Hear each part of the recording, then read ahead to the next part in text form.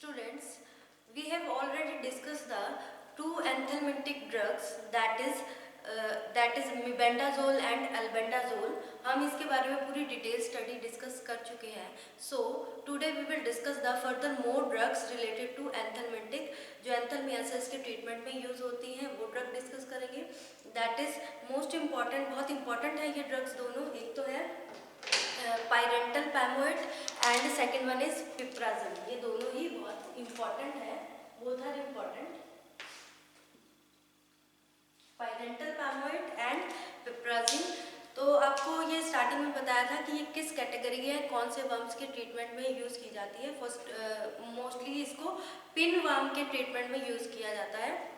जो हमारी पायरेंटल पैमोएट है ये इंट्रोड्यूस की गई थी 1969 में. 1969 में इसको इंट्रोड्यूस किया गया था. किस लिए इंट्रोड्यूस किया था?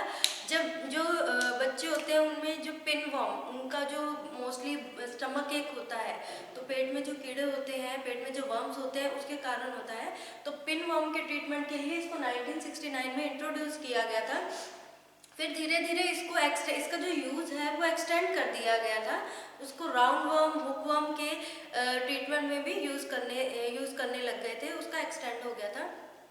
इट मोस्टली ये किस में होता है? ज़्यादातर जो अंडर डेवलप्ड कंट्रीज़ हैं जहाँ पे, या फिर विलेज चिल्ड्रंस हैं जो कि सैंड वगैरह, मिट्टी वगैरह इनगल्फ कर लेते हैं, ओरली ले लेते हैं. तो उस सैंड में, उस मिट्टी में जो उन्होंने इनगल्फ की है वो मेन कॉज होता है इन्फेक्शन का, क्योंकि उसके अंदर जो राउंड वर्म्स होते हैं या पिन वर्म्स होते हैं उनकी लार्वा होते हैं, वो उसको कंटेमिनेट कर देते हैं और जो पेट में जो वर्म्स हो जाते हैं और वो इन्फेक्शन कॉज करते हैं. ये जो हमारी पेरेंटल पैमोएट है ये इफेक्टिव है against the round worm, pin worm. इसको हम कह सकते हैं एस्कैरिस के अगेंस्ट एक्टिव है एंड एनसाइक्लोस्टोमा के अगेंस्ट एक्टिव है. कंपैरेटिवली ज़्यादा इफेक्टिव है, इसकी एफिकेसी ज़्यादा है comparable to mebendazole. But it is less active for the strongyloides and inactive for the trichuris. के लिए तो बिल्कुल ही इनएक्टिव है. अगर हम डिस्कस करें इसका मैक ऑफ एक्शन में क्या रहता है इसका, ये क्या है? एक्टिवेट निकोटिनिक कोलिनर्जिक रिसेप्टर को एक्टिवेट करता है. इसका जो मेन काम है, it activates nicotinic cholinergic receptor. ये मैंने डायग्राम बना रखा है. इसमें ये रिसेप्टर है. रिसेप्टर देखो, अल्फा, बीटा, गामा, ये सारे रिसेप्टर बना रखे हैं. तो इसका मेन पर्पस क्या होता है? It activates the nicotinic cholinergic receptor. Activates nicotinic cholinergic receptors. जो निकोटिनिक कोलिनर्जिक रिसेप्टर है उसको एक्टिवेट करता है. अब ये सबसे पहले आपको ये पता होना चाहिए कि रिसेप्टर होते क्या हैं. रिसेप्टर एक तरह के मैक्रोमोलिक्यूल होते हैं जो कि which is found in the intercellular part में मिलते हैं, जिनकी खुद की कोई फार्माकोलॉजिकल एक्टिविटी नहीं होती. ये क्या करते हैं? सिर्फ जो बाइंडिंग साइट होती है, ये एक बाइंडिंग साइट देते हैं. किसी भी जैसे ड्रग है, ड्रग को जगह देते हैं, उसके साथ ड्रग बाइंड कर जाती है और एक तरह का कम्प्लेक्स बना देती है. वो कॉम्प्लेक्स किस में काम आता है? जो भी ड्रग है उसको इनटेक किया है, जो उसका ड्रग है अपना बायोलॉजिकल एक्शन स्टार्ट करती है. तो एक तरह की साइट होती है ये. लेकिन अब इसमें क्या है? निकोटिनिक कोलिनर्जिक रिसेप्टर है, उसको एक्टिवेट कर रही है. इसका मेन काम क्या होता है? ये निकोटिनिक कोलिनर्जिक रिसेप्टर का ये एक एसिटाइल न्यूरोट्रांसमीटर है, यानी जो नर्व को जो इम्पल्स है, सिग्नल है, उसको ट्रांसफर करने में हेल्प करता है एक पार्ट से बॉडी के दूसरे पार्ट में. यानी ये न्यूरोट्रांसमीटर है. न्यूरोट्रांसमीटर जो कि नर्व इम्पल्स का सिग्नल भेजता है एक पार्ट से दूसरे पार्ट तक. और जो निकोटिनिक कोलिनर्जिक रिसेप्टर है इसकी बायोलॉजिकल एक्टिविटी क्या होती है? बेसिकली ये आपने वैसे डिटेल में तो आप रिसेप्टर वाले चैप्टर में पढ़ोगे ही रिसेप्टर के बारे में. तो इसकी जो मेन बेसिक एक्टिविटी होती है, बेसिकली जो सेंट्रल नर्वस सिस्टम होता है और पेरिफेरल नर्वस सिस्टम होता है, उसमें जो मसल्स होती हैं उसके कोऑर्डिनेशन को कंट्रोल करता है. यानी जो स्केलेटो मसल कंट्रैक्शन है उसको कंट्रोल करता है. जब इसकी एक्टिवेशन होती है तो ये क्या करता है, मसल कंट्रैक्शन करता है। अब मसल कंट्रैक्शन करके ये क्या करता है, ये जैसे अब इसका पेरेंटल पामोइड काम कैसे करता है, ये इसका मेन काम हम इसका ये देख रहे हैं कि ये निकोटिनिक कोलिनर्जिक रिसेप्टर को एक्टिवेट कर रहा है। किसको एक्टिवेट कर रहा है, निकोटिनिक, ये होस्ट में नहीं, ये वर्म्स के अंदर कर रहा है, होस्ट में कुछ नहीं कर रहा, ये वर्म्स के अंदर कर रहा है, होस्ट को इफेक्ट नहीं कर रहा। अब इसमें क्या होता है, एक्टिवेशन हो गई, इसकी एक्टिवेशन होने से क्या हुआ, जो सोडियम आयंस हैं, सोडियम आयंस क्या हैं, पॉजिटिव चार्ज, और ये यहाँ से एंटर करेंगे, ये पॉजिटिव चार्ज है, सोडियम आयन जो कि पॉजिटिव चार्ज है, ये यहाँ पे एंटर कर गए जब ये इसकी एक्टिवेशन हुई। अब ये एंटर कर गए, आफ्टर जब एंट्री होने के बाद क्या होगा, पॉजिटिव आयन सेल के अंदर आ गए, अंदर आने के बाद इसकी होगी डीपोलराइजेशन, ये क्या करेंगे, डीपोलराइजेशन, और ये जो डीपोलराइजेशन होगी ये काफी लंबे समय तक होगी। डीपोलराइज यानी पॉजिटिव आयन एंटर कर रहे हैं इस रिसेप्टर के थ्रू, तो इसमें डीपोलराइजेशन ये रहेगी परसिस्टेंट, यानी काफी लंबे टाइम तक ये जो सोडियम आयंस है ये इसमें एंटर करते रहेंगे, इसलिए इसमें बोला गया है कि ये परसिस्टेंट डीपोलराइजेशन है। और ये क्या होगा, जैसे ही डीपोलराइजेशन होगी, डीपोलर यानी पोलर आयंस बढ़ रहे हैं अंदर, तो इसमें एंट्री हो गई, तो इसमें ये क्या करते हैं, it will cause increase slowing of contraction, जो कंट्रैक्शन है वो उसको स्लो कर देगा, कॉज स्लोइंग ऑफ कंट्रैक्शन। अब जो कंट्रैक्शन है वो कम हो गई, मसल्स की कंट्रैक्शन कम होगी, यानी जो एक्टिविटी है सेल की वो बढ़ जाएगी। फिर कंट्रैक्शन कम होने के बाद वो क्या कॉज करेगा, it will cause the spastic paralysis. Spastic paralysis क्या होता है, इट मीन्स दैट मसल्स का हार्ड होना और टाइट होना स्पास्टिक पैरालिसिस कर देगा, कॉज स्पास्टिक पैरालिसिस मतलब कि हार्ड हो जाना मसल्स का, हार्डनिंग और टाइटनिंग।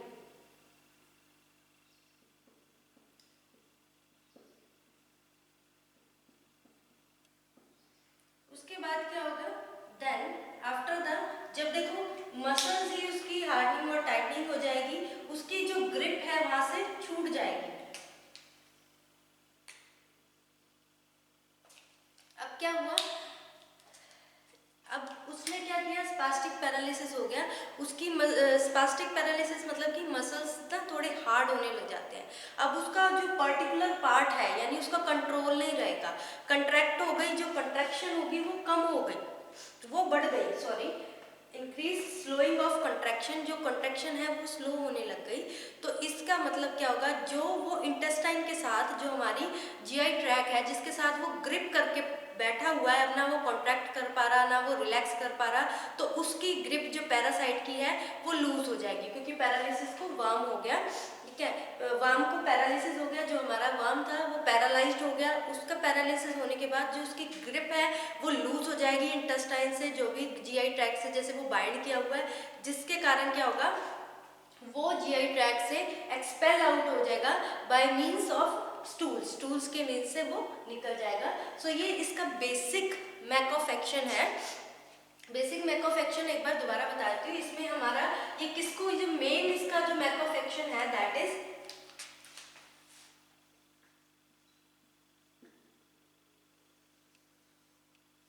ये क्या करता है, निकोटिनिक कोलिनर्जिक रिसेप्टर को एक्टिवेट करता है। रिसेप्टर आपको पता है कि एक मैक्रोमोलेक्यूल होते हैं जो कि इंट्रासेलुलर पार्ट में मिलते हैं, ये खुद की कोई इनकी फार्माकोलॉजिकल एक्टिविटी नहीं होती, बस ये क्या होता है, साइट देते हैं। यहाँ पे ये देखो ड्रग है, पेरेंटल पाल्मोइट है, ये आके यहाँ पे बाइंड कर गए, पेरेंटल पाल्मोइट है, ये ड्रग है, यहाँ पे बाइंड कर गए। इसके बाइंड करने पे क्या हुआ, सोडियम आयन जो कि निकोटिनिक कोलिनर्जिक रिसेप्टर एक्टिवेट हो गए, तो इसके एक्टिवेशन से क्या होगा, पॉजिटिव आयन इसमें सेल के अंदर एंटर कर रहे हैं, पॉजिटिव आयन, और ये जो पॉजिटिव आयन एंटर कर रहे हैं, ये ओपनिंग हुई है चैनल की, पॉजिटिव आयन एंटर किए हैं, तो डीपोलराइजेशन हो गई।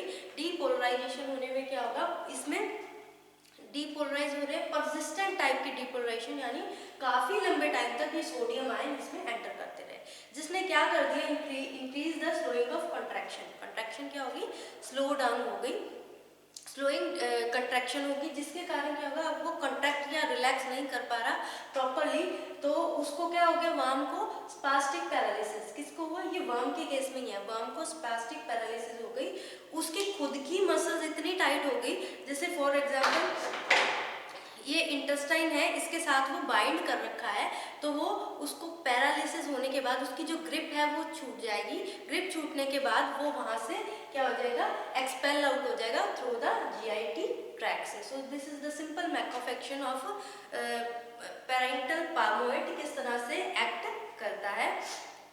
ये तो जनरल था इसका मैकऑफ एक्शन। उसके बाद अगर हम डिस्कस करें अबाउट द एडवर्स इफेक्ट कि इसका किस तरह का एडवर्स इफेक्ट है, वैसे तो जो पेरेंटल पामोएट है ये बहुत ही सेफ है और इसमें क्या है, फ्री है साइड इफेक्ट से। इसमें कुछ सिम्टम्स होते हैं, जैसे जीआईटी सिम्टम्स आ गए, हेडेक हो गया, डिजीनेस, इसके एडवर्स इफेक्ट।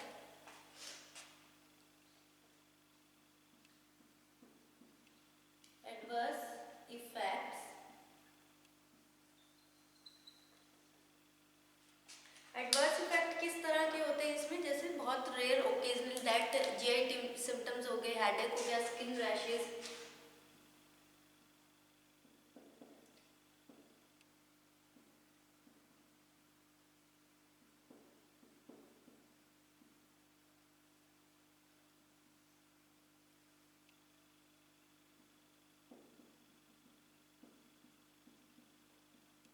स्किन रैशेस, इस तरह की बहुत ही रेयर ही सिम्टम्स इसके देखने को मिलते हैं।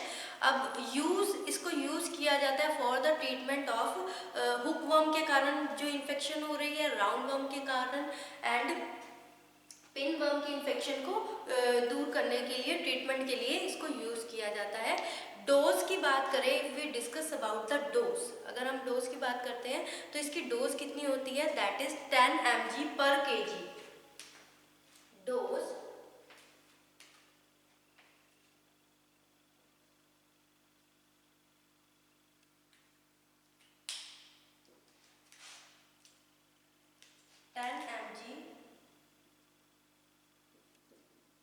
पर केजी इसकी डोज रहती है, जो कि सिंगल डोज ट्रीटमेंट है, सिंगल डोज थेरेपी, एक ही डोज देनी होती है इसको। इसकी कुछ मार्केट प्रिपरेशंस भी अवेलेबल होती हैं, दैट इज निमोसिड के नाम से, एक्सपेंट के नाम से 250 mg की टेबलेट्स आती हैं। तो ये कुछ इसकी मार्केट प्रिपरेशन मार्केट में इस नाम से ये अवेलेबल होती है, निमोसिड एंड एक्सपेंट, निमोसिड एंड एक्सपेंट के नाम से इसकी प्रिपरेशन आती है, निमोसिड एंड एक्सपेंट, इस नाम से इसकी मार्केट प्रिपरेशंस होती हैं जो कि अवेलेबल होती है इस नाम से।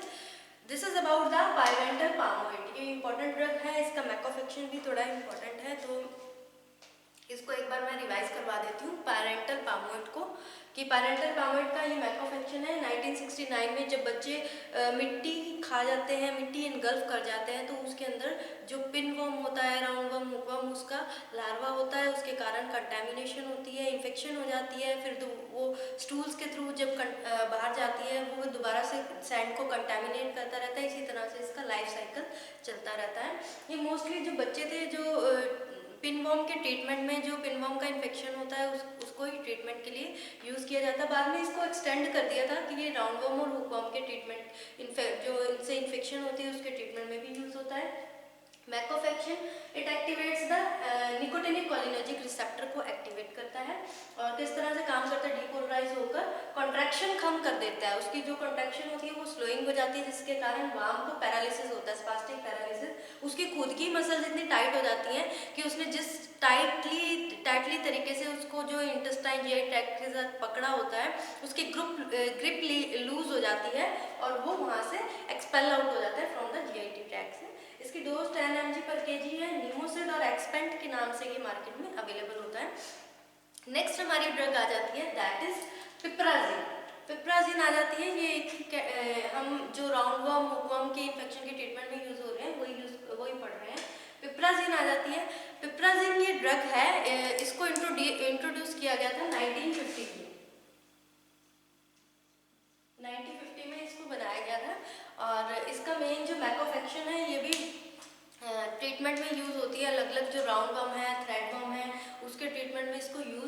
जाता है।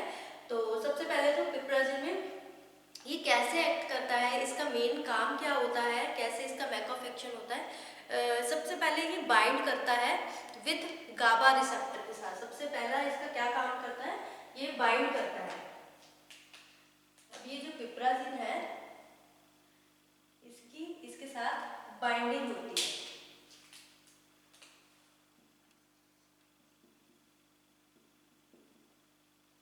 Binding with GABA receptor. जैसे ये रिसेप्टर के साथ, गाबा रिसेप्टर के साथ बाइंड करता है, ये जो रिसेप्टर्स हैं, ये सब आपको रिसेप्टर के एक चैप्टर है कोलॉजी में ही, उसमें डिटेल में पूरा पढ़ोगे। ये अब गाबा रिसेप्टर के साथ बाइंड हो गया तो ये क्या है, इसके कारण क्या होता है कि कैल्शियम चैनल है ये ओपन हो जाते हैं। ये कैल्शियम चैनल क्या हो गए, ओपन हो गए, यानी सॉरी कैल्शियम नहीं, क्लोरीन चैनल ओपन हो जाता है। ये क्लोरीन चैनल ओपन हो गया तो यहाँ से क्या हो गया, क्लोरीन इसमें एंटर कर गया। क्लोरीन चैनल ओपन हो गया, गाबा रिसेप्टर के साथ बाइंड कर गया ना, बाइंड करने के बाद क्लोरीन चैनल ओपन हो गया। क्लोरीन पे क्या होता है, नेगेटिव चार्ज होता है, तो क्लोरीन यहाँ से एंटर कर गया इनसाइड द सेल।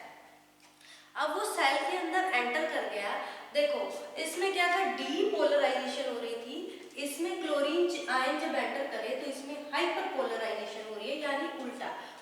इसमें तो स्लोइंग हो रही थी, कॉन्ट्रैक्शन, इसमें क्या हो रहा था, जो स्लोइंग कॉन्ट्रैक्शन है वो बढ़ रही थी। इसमें क्या हो रहा है, इसमें रिलैक्सेशन है वो बढ़ रही है। उसमें कॉन्ट्रैक्शन बढ़ रही थी, डीपोलराइजेशन हो रही थी, इसमें हाइपर ज्यादा बढ़ना, क्या रिलैक्सेशन बहुत ज्यादा बढ़ रही थी, जिसके कारण जो कॉन्ट्रैक्शन है वो कम हो रही थी। अब उससे क्या हुआ, it will cause the increase in relaxation. ये वर्म्स के केस में, वर्म्स के उसमें हाइपर पोलराइजेशन हुई और उसने रिलैक्सेशन कर दी उसकी मसल्स को, और रिलैक्सेशन तो बढ़ा दी और कंट्रैक्शन कम कर दी। अब देखो किसी भी कोई भी नॉर्मल पर्सन है या फिर कोई भी नॉर्मल लिविंग बीइंग है, तो उसमें जो कॉन्ट्रैक्शन और रिलैक्शन वो नॉर्मल चाहिए। अगर एक चीज भी इंक्रीज या डिक्रीज हो रही है या फिर वाइस वर्सा हो रहा है तो इट मीन्स वो चीज नॉर्मली वर्क नहीं करेगी। तो इसमें रिलैक्सेशन, मसल्स की रिलैक्सेशन बढ़ गई है, अब मसल्स ज्यादा देर रिलैक्स हो गई। रिलैक्स होने से इसने क्या कॉज कर दिया, it will cause the flaccid paralysis. इसमें स्पास्टिक पैरालिसिस था, इसमें फ्लैसिड पैरालिसिस कॉज कर दिया। Flaccid paralysis means shrinkage of the muscles, muscles shrink हो जाएगी और बहुत ही ज़्यादा वीक हो जाएंगी एंड फ्लैबी हो जाएंगी। तो इसमें कहते हैं श्रिंकेज हो जाएगी मसल्स की।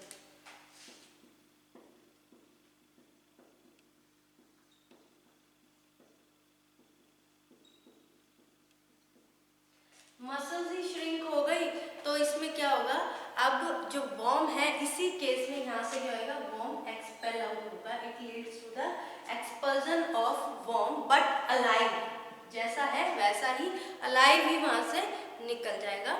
तो this is the mech of action of पिप्राजिन।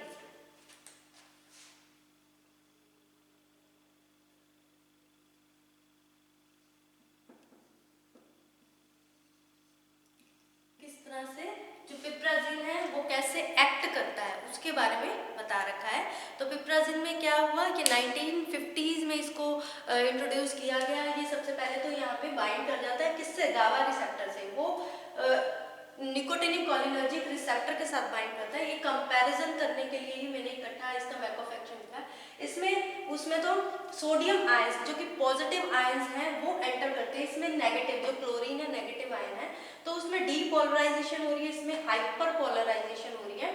उसमें कॉन्ट्रैक्शन जो है वो इंक्रीज हो रही है, जो स्लोइंग हो रही है ना कंट्रैक्शन वो बढ़ रही है, इसमें रिलैक्सेशन बढ़ रही है।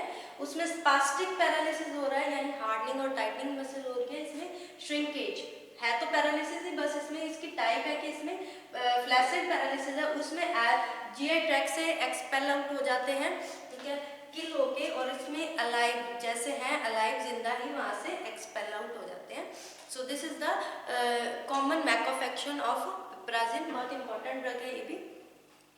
If we discuss about the pharmacokinetic में इट इज़ वेल एब्जॉर्ब्ड, अच्छे से एब्जॉर्प्शन होती है, गट से एब्जॉर्ब हो जाती है, और एक्सक्रीशन इसका थ्रू यूरिन के थ्रू विदाउट एनी चेंज ये एक्सक्रीट आउट हो जाती है। If we discuss about the ADR यानी एडवर्स ड्रग रिएक्शन के बारे में अगर डिस्कस करते हैं तो it is safe and well tolerated, but in adverse drug reaction adverse effect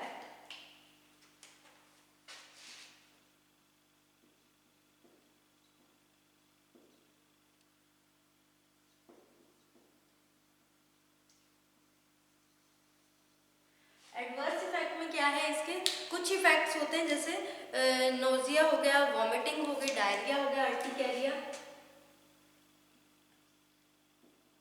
nausea, vomiting, urticaria, जिसमें क्या होता है स्किन इन्फेक्शन होती है, स्किन पे रैशेस वगैरह आ जाते हैं, उसको कहते हैं अर्टिकेरिया। एंड डायरिया,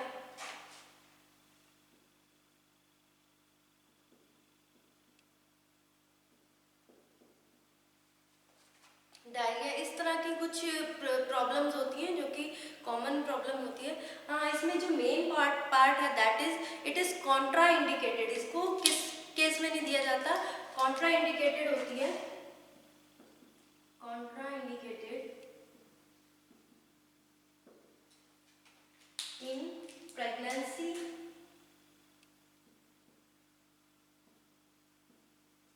एंड जो एपिलेप्सी के पेशेंट होते हैं, एपिलेप्सी मीन्स जिस मिर्गी, जिसको कॉमन लैंग्वेज में मिर्गी बोलते हैं, मिर्गी का दौरा पड़ गया उसको कहते हैं एपिलेप्सी, और प्रेगनेंसी में ये कॉन्ट्रा इंडिकेटेड होती है। डोज इसको यूज किया जाता है for the treatment of roundworm and threadworm के ट्रीटमेंट में। डोज इसकी रहती है, डिस्कस अबाउट द डोज, तो इसकी जो राउंड वर्म है उसके ट्रीटमेंट में 4.5 gram for 2 days, round worm 4.5,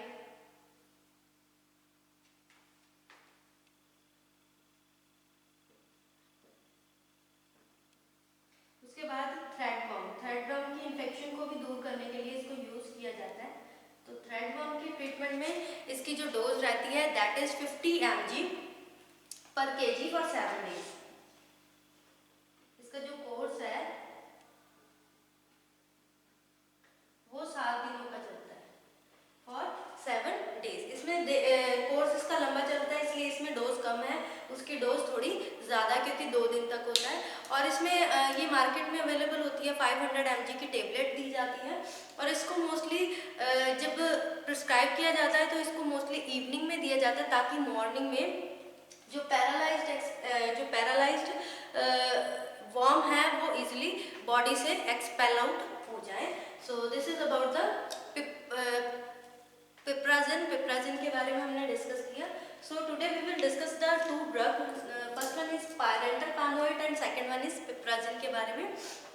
इनके मैक ऑफ एक्शन दोनों के इम्पॉर्टेंट है और इनको कंपैरेटिव करके मैंने करवाया ताकि अगर आप इस तरह से करोगे तो आपको ये याद रहेंगे, दिमाग से नहीं निकलेंगे, क्योंकि इसमें क्या होता है दोनों ही रिसेप्टर पे एक्ट करते हैं। ये गावा रिसेप्टर से बाइंड करता है, वो निकोटिनिक कोलिनर्जिक रिसेप्टर के साथ बाइंड करके किस तरह से वो पॉजिटिव आयन को एंट्री कर रहा है, ये क्लोरीन चैनल ओपन होता है, नेगेटिव आयन इसमें एंटर करते हैं, डीपोलराइजेशन करता है, ये हाइपर पोलराइजेशन करता है, उसमें कंट्रैक्शन जो होती है वो इंक्रीज हो, इसकी फ्लोइंग इंक्रीज हो जाती है, और इसमें relaxation.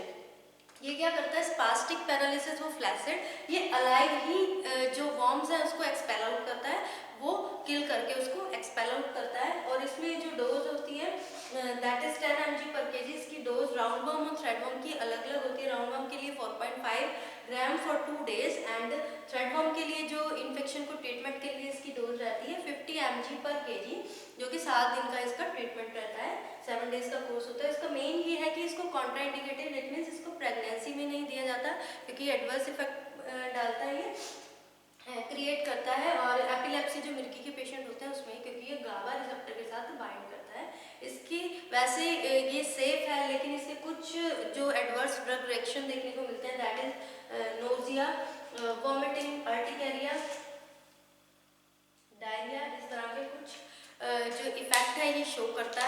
So this is all about the two drugs, that is piperazine, two anthelmintic drugs, that is piperazine and pyrantel palmoid, इन दोनों के बारे में हो गया.